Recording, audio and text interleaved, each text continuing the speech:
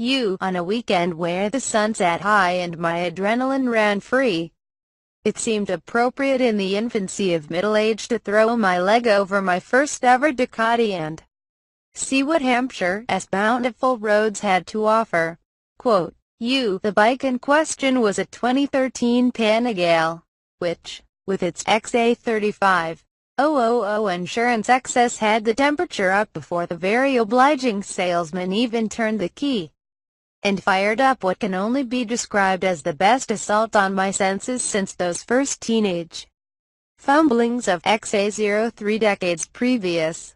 Introduction over. Race, sport and wet modes comprehensively not understood. I straddled the beast and set off on what can only be described as the closest I will ever come to participating in the Battle of Britain. It was, without any exaggeration, like having a Spitfire dangling from my testicles, or the Flying Scotsman wedged partway up my, were there as original anyone. Quote, But what a ride!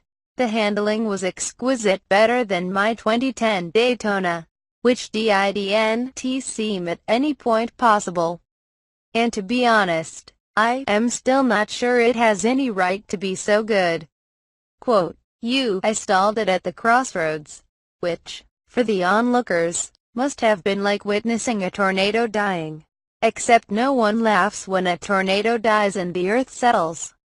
Hey-ho, the benefit of age is that such incidents merely add to an already long list of self-depravating cock-ups to pass on to anyone caring to listen. Wet mode lasted all of half a mile before I pulled into a garage and selected the full 195 horsepower sport mode, pulling back onto the dual carriageway in search of the elusive A272 the salesman had advised I try. And there it was, suddenly off the roundabout, stretching before me like Aladdin's rugmart. Single quote.